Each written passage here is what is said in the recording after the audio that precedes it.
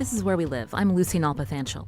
Construction projects dig up a lot of dirt and rock, but what happens when those excavators and bulldozers uncover ancient artifacts?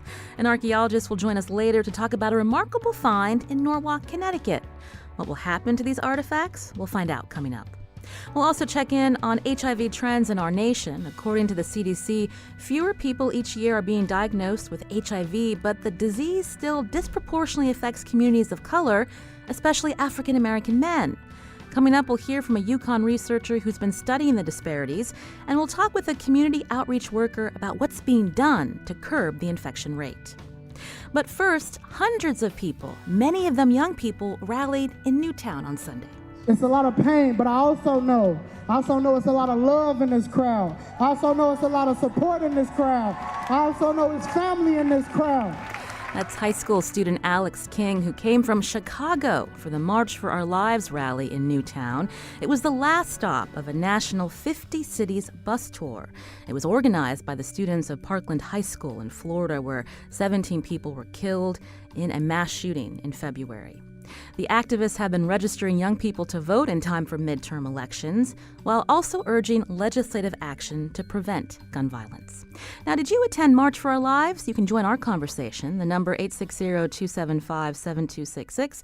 You can email us, wherewelive@WNPR.org. You can find us on Facebook and Twitter at Where We Live. Connecticut Public Radio reporter Vanessa De La Torre covered the rally. She's with me now in studio. Hi, Vanessa. Hi, Lucy.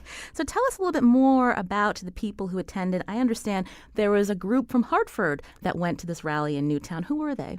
Absolutely. There was a young group, about 27 kids who came from Hartford, actually teenagers, and one of them is here in studio with us today. They're a Youth Leadership Academy from the nonprofit Hartford Communities That Care. Over the past year or so, they've been meeting up every Saturday discussing possible solutions to gun violence.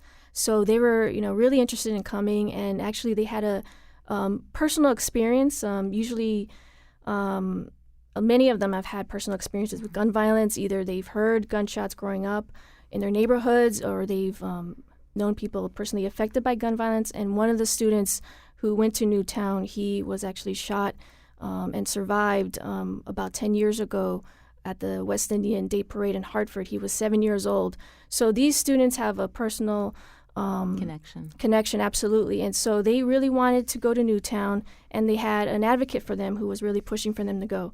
I understand it was a Sandy Hook parent. Tell us more. Right. Nelba Marquez Green, her daughter, Anna Grace, was 6 years old when she died at Sandy Hook. And Nelba has a pretty unique perspective on how race and geography play a role in how our society responds to victims of gun violence. Nelba is Puerto Rican, her husband is Black, and Anna was the only Black and brown child to die at Newtown. And also her family is originally from Hartford. So she saw the massive outpouring after Newtown, and she's noticed that type of support has not been bestowed to victims of gun violence in the urban cities like Hartford. You spoke with her, and I understand she has spoken to other moms who've been impacted by gun violence. We have a clip from your interview. This is Nelba talking about, after speaking to these other moms, something that she notices that's different in the conversation. Being with the women and learning with them, it really humbled me on how little justice there is in how we respond to gun violence, and how much more work we need to do. Right? Because we all had an 8x10 picture of our children, but not all of us had received the same love and compassion that we had in Newtown. And that really impacted me. So Vanessa, she's talking again about when these mass shootings happen in our country, there is an outpouring of support for people who have become victims of this terrible tragedy in too many communities now in our country. But gun violence happens every day, and the people that are impacted aren't often the ones that are getting the support. Absolutely. For example, last year in Hartford, there were about 30 homicides. And she's really speaking to an inequity, not just in the compassion, but also the resources given to some of these families who are struggling. This is Where We Live. Again, we're talking about the March for Our Lives rally in Newtown, Connecticut that happened on Sunday. Connecticut Public Radio reporter Vanessa De La Torre is here with me. She covered the event. She spoke with parents and students who've been affected by gun violence. One of the youth participants from Hartford who went to the rally is also in studio with us. I want to welcome 14-year-old Joshua Fee. He's an incoming sophomore at Classical Magnet School in Hartford. Joshua, welcome to the show. Thank you for having me. So I understand you were part of this group that went the Youth Leadership Academy, the Hartford Communities That Cares Youth Leadership Academy, and you actually spoke at the Newtown event. What did you tell the crowd? Basically, we were talking about not only mass shootings, but we were talking about urban gun violence because we have to bring a light to that. Miss Nelba, she was actually confused on why they were having the rally in Newtown when it happened in Hartford almost every day. So she really got us to where we were. She when they called her, she got us the bus, and she told them she asked them if there was any room for panelists or speakers. And what did you tell them? You told them about why you were there. What did you tell them? We told them that we're not going anywhere, that we're staying here, basically, that no matter what happens, we're still going to fight for what we believe in. And we gave our recommendations to the crowd. Actually, after we had spoke, Senator Chris Murphy, he had came up to us and we were talking, and we had actually handed him our recommendations. So it was kind of like a direct it was a kind of direct handoff instead of giving it to his staff and him not getting it until it's too late. So he was like, my staff probably has these, but let me take these. So I was kind of like, wow, our recommendations got to Chris Murphy. It was amazing. Tell us more about some of the recommendations that you and your other peers came up with. Again, you want adults to listen to your concerns and to see change in your communities. Tell us more about what you want to see change. Some of the recommendations were to expand gun buyback efforts and to enact gun reforms drawing upon data and common sense. Another one was end mass incarceration, because when you put a bunch of people into jail, you're taking away potential taxpayers and you're taking away that family's income. So that second parent has to step up to the plate and they were relying on that other income to survive and thrive in life. And so now that youth sees their parent struggling, so they feel like I have to help them. So they either drop out of school or get money the fast way, which is not always good, because they shouldn't have to focus on, oh, I have to make the rent. They should focus on school. We heard Vanessa talk about the gun violence that we see here, even in the capital city of Connecticut, in Hartford. What would you want to see help your peers in your communities, in your schools? What can school officials do to help you and your fellow students if they've experienced trauma? I think that school officials, what they can do is realize that there's something wrong, that nobody just acts out for no reason, that there's something beneath the surface. And if you get beneath that surface, then maybe you can see a different side of that person and see deeper inside of that person, because not everybody is who they act like. Some people, they act really mad and mean, or they just look that way, and that could just be them, but they're really nice and sweet people. People just have to look beyond their wall and get deep and beneath once they realize who that person really is. Joshua Fee, again, is a 14-year-old student at Hartford's Classical Magnet School, a member of Hartford Communities That Cares Youth Leadership Academy, one of many young people that attended the March for Our Lives rally in Newtown on Sunday. Vanessa, I asked Joshua a little bit about what kind of support he'd like to see his fellow students receive in school, some of them who may have experienced trauma, who have been impacted by gun violence. You've covered the Hartford schools for several years. What kind of resources are there for them? Well, there are social workers and there are guidance counselors, but often when I speak to educators and parents and students, they find that, people are stretched too thin. There are not enough resources. And certainly there's a lot of need in cities like Hartford. You spoke about the trauma, victims of gun violence, not just the victims themselves, but also people who see it, who feel it, who hear it in their neighborhoods. And one thing I wanted to add is that when I saw the students from Hartford go to Newtown, there was a sense of unity between all the groups, urban and suburban. And a lot of the students I spoke to after the rally said they had a sense of hope. coming out of that. Joshua, is that how you felt? Yes, they were. Multiple people came up to me and our group. They were like, "We're so happy Hartford came." They were really, as we walked in, everybody was clapping their hands and cheering and stuff like that, and it kind of felt like unity. And when we got there, people were saying, "Welcome to Newtown. Hope you have a fun time." It was a sense of peace, even though it was a rally that we shouldn't have to do. This is Where We Live. You can join our conversation, 860-275-7266.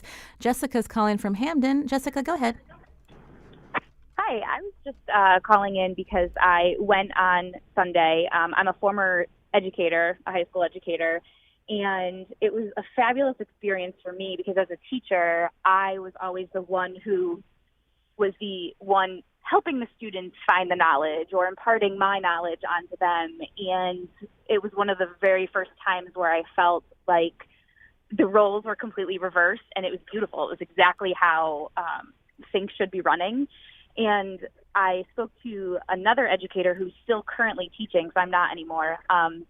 And she said that the shift that she has seen in terms of just the desire to know more and to be educated about the system and how things work from her students is incredible. So I just wanted to throw that out as a former educator. Thank you, Jessica, for your call. Joshua, we've been seeing students around the country, often the catalyst, Parkland, after that awful shooting in February, where they have become very vocal. They've become activists looking for ways to combat gun violence in this country. But I wanted to ask you, when you go to school, do you feel safe? When I go to school, I feel safe, but I don't know why. It's like a just in case. Let me figure out if there's some type of way to get out. Go ahead. And I don't feel like we should have to do that. So it's kind of like I do feel safe, but it's like just in case, let me think more. Mm-hmm. We've been seeing since Newtown, especially Vanessa, more and more drills in public schools. It's become commonplace to have mass shooting drills, and that's unfortunate. Right. I was actually talking to a teacher somewhat recently. This was earlier in the year when the school was still in session. And, sometimes they have drills and they don't specifically tell the teachers and students at the time that it's a drill. And this teacher was saying that they were having what turned out to be a drill, but, the kids were locked in their classrooms and they were in tears, terrified, because they thought that this might be a school shooting. So this is still very much a big issue for students and teachers right now. Before we head to break, I did want to ask you, Joshua, on Friday we're going to have Hartford Police Chief David Rosado in our studios. And again, you are a young person living in Hartford. So often people in the suburbs, when they hear about a youth from the cities, they're thinking about the kids that have been acquainted with the juvenile justice system or have been arrested for any number of reasons. But there's also a lot of prevention that can be done in communities to help children where they're not ever going to see the inside of a prison or a jail. What would you want to tell Hartford Police Chief David Rosado of ways the police department can help improve relations within your community? They have to build relations, like you said. You can't expect change without being the change. So with that, I would say to him, help the community, because if you build that police to citizen relationship, then you improve the relationship between all police and all citizens. Because if you think about it, people see one person getting hurt by police and they don't like police anymore. So if you're that one person that can step up to the plate and say, that's not right, maybe you should stop, maybe you should do it a different way or approach them a different way. Maybe you can be that person that can stand up and rise above all the ignorance and the negativity and be that positive light. Joshua Fee, again, is a 14-year-old student at Hartford's Classical Magnet School, member of Hartford Communities That Cares Youth Leadership Academy. Joshua, thank you so much for coming in today. You're a rock star. Thank you. Also want to thank Vanessa De La Torre, reporter for Connecticut Public Radio. As always, thank you, Vanessa, for coming on. Thanks, Lucy. This is Where We Live. I'm Lucy Nalpathanchel. Coming up, we're going to hear more about racial disparities among HIV infection rates. How should they be addressed in communities of color? We're going to find out after the break. You can join us, too. The number 860-275-7266. Email wherewelive@wnpr.org. Find us on Facebook and Twitter at Where We Live.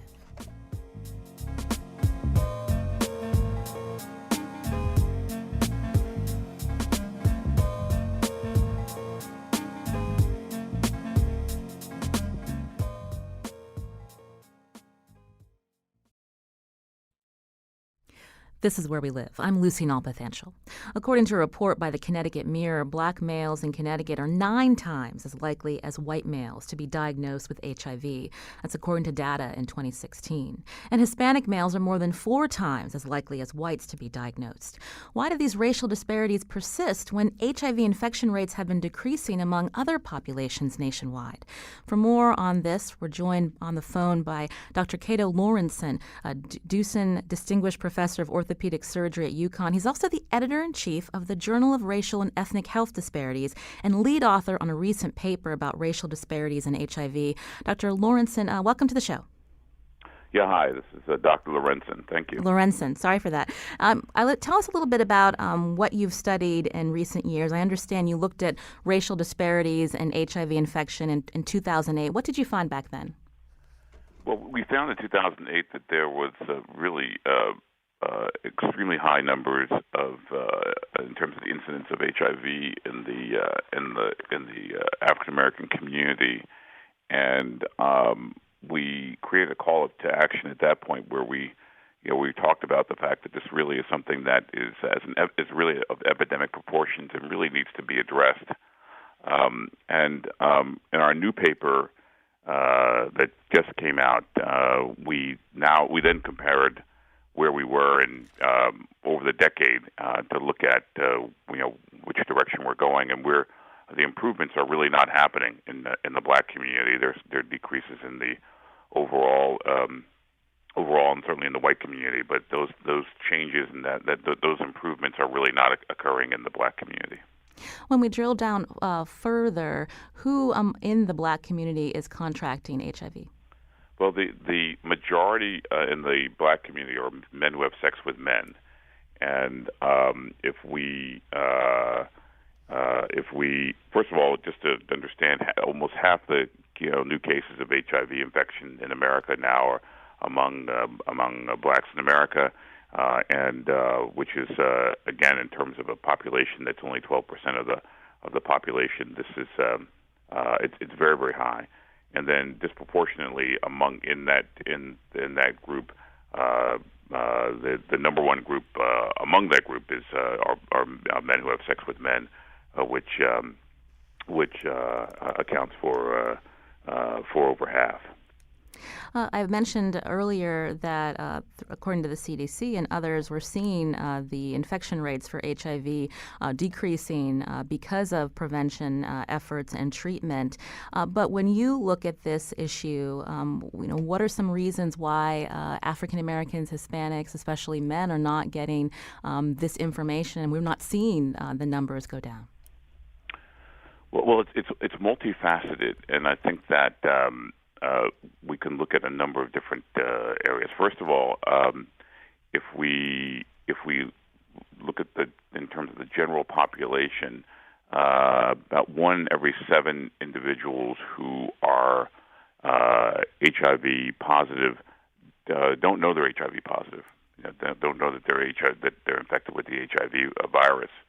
But if you drill down again in terms of white versus black, the percentages are higher. About 88% of whites know their status, but only 82 to 83% of those that are infected with the HIV virus know their status when they're black. So that means that there's a larger percentage of individuals who are black who who are HIV positive and don't know their status. And then for those individuals who are HIV positive, we know that treatment is very, very important, and treatment's important because of not only for living a longer and healthier life, but we know that with the cocktail cascade that's now available, that the treatment can be the prevention because of the low to undetectable levels of HIV in the blood. If adequate treatment will take place. If we look at across the board, the percentage is about 50% of those individuals who are HIV positive are under treatment and under adequate treatment.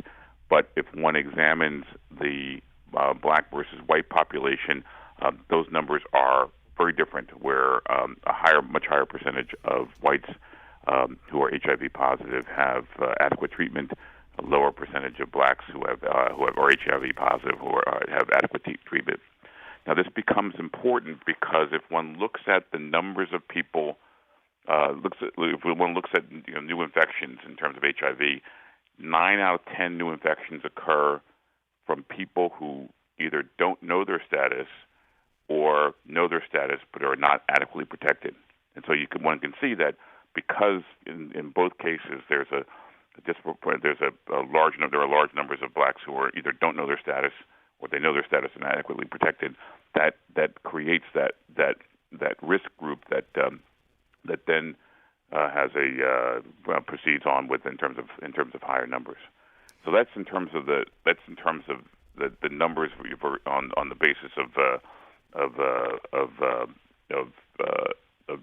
HIV status and knowing one's HIV status and having adequate protection. But we know that other areas such as incarceration, poverty, the stigmatization that takes place in terms of still in our black community in terms of men having sex with men. These are all part of also contribute in terms of the what we see as really a rise in the numbers of men who have black men who have sex with men in terms of HIV overall. This is Where We Live. On the phone with us, Dr. Cato Lorenzen, Deussen Distinguished Professor of Orthopedic Surgery at UConn. He's also editor-in-chief of the Journal of Racial and Ethnic Health Disparities, lead author on a recent paper about racial disparities in HIV. We're looking about why they still persist. Again, he's on the phone with us. And joining us now in studio is Giovanni Roland, caseworker for Community Renewal Team, or CRT, in Hartford. Giovanni, welcome to the show. Good morning. Thank you. So when we look, we're hearing about these disparities that persist. When you're out in the community working with different populations, tell us why prevention and awareness is not working among communities of color. Well, I think it's because of the cultural competency, how culturally diverse we are. We are lucky to be very diverse, and we are a small team, but we're very diverse. So, for example, we have a Latina woman who is heterosexual. We have a transgender female. And then we have me. We have an open position that we're looking for because ideally we would have an African-American male and we would be fully diverse as much as we can. But we go to clubs, and normally the clubs that are more open to have us there are Latin clubs. So it's very easy for us to approach Latin people because I guess they relate to us, and the culture, the manager, the owner of the bar relates to us more better. So that's why we go to these places. We also go to South Park in Hartford, and we approach a lot of African Americans there. It's great. We go on non-traditional hours, so it's very easy for us to approach these people. And because we have 3 different type of staff, if you don't feel comfortable with just one person, you might be comfortable with a female, or you might be comfortable with a transgender, you might be comfortable with a male. So it's very easy for us to say, hi, we're here. How are you? This is what we're doing today. Would you like to get tested? Talk about the barriers to accessing care that many of your clients are experiencing. A lot of it is education, transportation, and then being able to the main one I would say is education. So what we do is when we go to the community, we go on non-traditional hours. Sometimes it's easy to find people from 8 a.m. to 5 p.m., but what happens with the people who are out in the streets after 5 p.m.? How do you approach those people? And that's what we're doing differently. So that's why I think there's such a barrier. For example, PrEP. A lot of people don't know about PrEP. So let's talk about PrEP. We've had I've done shows before about PrEP, but explain to our listeners what it is and how it can prevent HIV. So PrEP is a medication that you take once daily, and it can prevent you from contracting HIV until 97%. Mm-hmm. So a lot of people don't know about PrEP, and you go to the clubs and you think that everybody in the LGBT club, because that's where a lot of promotion of PrEP is being on LGBT population. But you go to an LGBT club and you talk about PrEP, and a lot of people don't know about PrEP. They don't even know what it is. They've heard about it, but then internet is out there. And you go into internet and there's so many information that's right and that it's wrong. So how do you change people's mind and giving them the right information about the medication? Tell us the misinformation that's out there. How do you combat that? And also the stigma surrounding people who may take PrEP. So a lot of people talk about, oh, it's not effective, it's not effective, it's not effective. A lot of people talk about, hey, well, in the study, 8 people came out positive and they were on PrEP. A lot of people talk about, well, for substance use, it's not as efficient as it is for anal sex or just sex. A lot of people talk about, well, how about the side effects? It hasn't been tested for a long time. So how are we going to know what are the long-term side effects? And kind of breaking that stigma and saying, well, it's been tested for over 5 years, and right now there hasn't been any major side effects that are risky. Nothing that people can think about that can be harmful. Also, we talk about substance use. It's only 70% when it's substance use. When I asked about substance use, because I was curious about it, I heard about it, and then I did some study. I'm like, hey, it does say it's only 70% for substance use. When I asked, there isn't a really clear answer for it. But what I was told is because of they're not as committed to the medication as somebody who is out there having sex is because of the substance use. They're more interested in the substance than what they are in their health. Dr. Lorenzen, you're on the phone with us again. You are the editor-in-chief of the Journal of Racial and Ethnic Health Disparities, lead author on a recent paper about racial disparities in HIV. Can you respond to what Giovanni's been saying about some of the barriers he sees out in the community? And you have recommendations of how healthcare professionals can combat some of these challenges? Well, yes. Well, thanks. First of all, Giovanni, thank you for all the work that you've done and you're doing in this area. It's really noble work, and so I want to just personally thank you for your efforts that you've done and your real dedication to fighting this disease. Well, what we've talked about is the fact that, at least in our paper, we talked about the fact that we have to have an all-hands-on-deck type of attitude in terms of working to combat the disease. We have an opportunity to really address HIV and to end the epidemic in the next 20 years. And there are goals to try to end the HIV epidemic by 2030. And the key thing is that that treatment is there won't be we don't believe there'll be a vaccine anytime soon, but there is a belief now that treatment the treatment can be the prevention, and that by adequate treatment and by that one may be able to really address the disease, and that's one of the key points I want to make in terms of moving forward. The other key point is that while I quoted some of the data in terms of the general data, 1 in 7 people don't know their status. If we look at the Black and Brown community in this age range between 13 and 24, those numbers are dramatic in terms of there are lower numbers of individuals who would know their status, lower numbers of individuals who are HIV positive, who are under adequate treatment. Some studies place the percentage in the 50s in terms of knowing their status, and in the high 20s in terms of being adequate treatment. So we really have to emphasize knowing status and adequate treatment. CDC has recommendations that all individuals from age 13 on should at least have one HIV test and know their status. And of course, if you're in a at-risk group, that you have at least yearly HIV tests. And I think it's very important to emphasize that that's something that we have to that needs to be done. From there, we have to. I think that we need to do some of the things that Giovanni is doing, really advocating and speaking out and calling attention to the epidemic whenever possible, and to go to the communities, the Black and Brown communities, and really talk about the disease and make sure everyone's tested. Knowledge is important, just as Giovanni said. Really making sure people are as knowledgeable as possible about the disease and understanding the approaches to treatment that are there.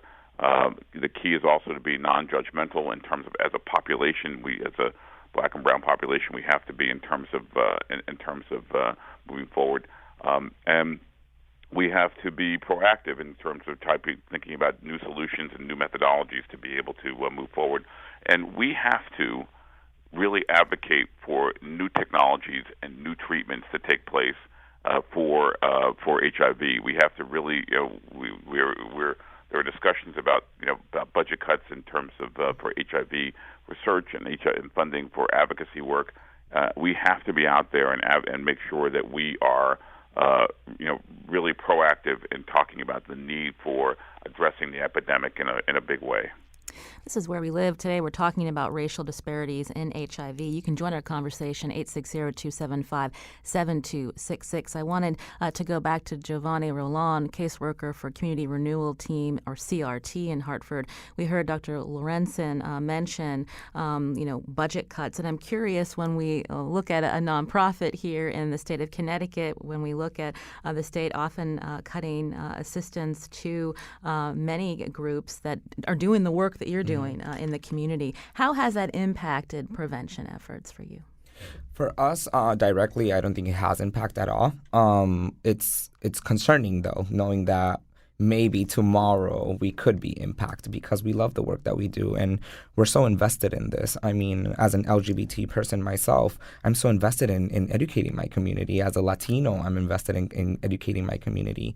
As a person, a Latino of color, I'm invested in educating everybody as I can.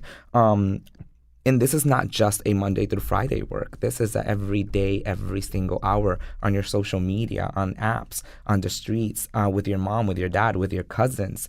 This is something that we love, and this is something that we talk about daily. It's like what we breathe. So knowing that tomorrow there could be an impact in our work, it's concerning. But at the moment, I don't think we have been impacted. We talked a little bit about PrEP earlier. How expensive is this, and how do people who learn about it and are interested in taking it as a preventative effort to keep them from getting HIV, how do they access it? So there's different ways. PrEP is very expensive. I don't know the exact cost of it. I do know it's very expensive on a monthly basis. But there's different ways of getting this medication. So state insurance pays for it. And then if you have private insurance that it doesn't pay for or doesn't cover the entire cost of the medication, the pharmaceutical company has a copay assistance program where they give you a card, and every time you go to the pharmacy, you can utilize it as a copay of the medication. So whatever your private insurance doesn't cover, that copay assistance program will cover. And it was $4,800 for an entire year. I just got an email, I want to say last week, that they increased it to $72,000. So now it's even higher amount, which gives you more opportunity to access the medication for the full year. And this is every year you get the program. I wanted to go back to Dr. Lorenzen. You and your team point out when we look at this trend again of racial disparities in HIV, especially among African American men, there's a lot riding on the fact that more prevention efforts and treatment needs to happen, because if the trend continues, tell us how dire it could be. I understand 1 in 2 black men who engage in sexual contact with men will receive an HIV diagnosis in their lifetime? Yes, the numbers are staggering. Already high in the black community, but staggering in terms of the black men who have sex with men segment of our community, where it's projected that 1 in 2, if things do not change, 1 in 2 black men who have sex with men will receive a diagnosis of HIV positivity in their lifetime, and we're seeing in some of the states. In the South, where HIV has a greater amount of prevalence, that some states are already nearing that right now. So again, we are in this period of time in which we have some of the tools now that we believe can address the disease in terms of treatment. But we're also at this point, we're at a bit of a tipping point where we're seeing there's a potential in terms of very, very high rates taking place. So it's really a time of real urgency that has to take place now. And in your list of recommendations, when we look at systemic racism in so many institutions in our country, what could be done more within the health community to get the right information to communities of color? Well, I think that I think it's a very obviously the racial discrimination plays an important role. We know that individuals living in low-income minority neighborhoods are significantly less likely to receive early HIV testing and treatment. And we talked about the fact that this leads to a augmented, what we call a community viral load, it can increase the progression to HIV, and also increase the progression to AIDS in these communities. And so we have to combat that with education. We have to combat that with access. And again, access is in terms of to services is so crucial, especially if someone has an HIV diagnosis or someone is going to proceed with having pre-exposure prophylaxis. That means doctor's visits, and that means to have access to physicians, and in a local income environment, that means that there has to be programs to be in place to make sure that that individuals are able to have access to physicians and medication to be able to combat the disease. Again, speaking with us by phone, Dr. Cato Lorenzen, the editor-in-chief of the Journal of Racial and Ethnic Health Disparities, lead author on a recent paper about racial disparities in HIV. And Giovanni Roland is here, caseworker for Community Renewal Team, or CRT, in Hartford. Giovanni, before we end the segment, I did want to ask, there's also a pilot program that CRT's starting where it's delivering HIV medicine at home. Can you talk about that and why that's important? Correct. So first, let me clarify. I said $72,000 on copay. It's $7,200. It's not $72,000. And then for the pharmacy, CRT has now a pharmacy who is specifically for HIV positive individuals who have private insurance or no insurance at all. What we do is we deliver the medication straight to the client's door. We are partnered with a pharmacy out of New York that comes from New York, and so our clients come into our office. They must have private insurance, be a resident of Connecticut, and HIV positive. They come into our office, they do an enrollment form, which is just one page, and they get their medication straight to their door, completely free of charge. So if the client was paying a copay at their regular pharmacy, with our pharmacy, they will not pay no copay at all for all of their medications. This is not just for the HIV medications. This is for every single one of their medications. And why I think it's important is because it's alleviating a little bit of the cost from the client's pocket. I mean, if I have to go to the pharmacy and pay $50 of copay or $20 of copay to get my medication, my HIV and non-HIV medications, and someone is telling me that there's this pharmacy that for free, they will give me my medication and straight to my door, I'm definitely going to utilize it. And then final thoughts, Dr. Lorenzen. We talked about your research and recommendations, but moving forward, we've seen in this country in recent years how the focus on the opioid epidemic is starting to really cause change in policy around the country. That's not something that we're seeing just yet when we're talking about HIV infection rates among communities of color? Well, it's exactly right. We first of all, the opioid epidemic is something extremely important to combat, and I think that there are appropriate steps being taken. But it's also important to understand that this epidemic that we have in America with HIV is extreme. We have over 1 million people living with HIV. Since the epidemic started, we have over 650,000 people who have died in America from HIV/AIDS. It's the population of Boston. And so, while when we look at the opioid epidemic and the steps being taken, we should really make sure that we are doing the right thing and working just as hard to address the HIV/AIDS epidemic in America, and utilize the same tools and the same resources. The same action should be taken to address HIV/AIDS. Dr. Cato Lorenzen, thank you so much for your time today. We appreciate it. Thank you. Also, Giovanni Roland, caseworker for Community Renewal Team in Hartford. Thank you, Giovanni. Thank you for having me. You can learn more about this issue in our communities. Reporting by the Connecticut Mirror, by Mackenzie Rigg and Jake Cara, part of a collaborative series between the Connecticut Mirror, Connecticut Public Radio, and the New England News Collaborative. More on our website at WNPR.org. This is Where We Live. I'm Lucy Nalpathanchel. Coming up, there was a rare find at the site of a bridge construction project in Norwalk. An archaeologist joins us with the details. That's after the break.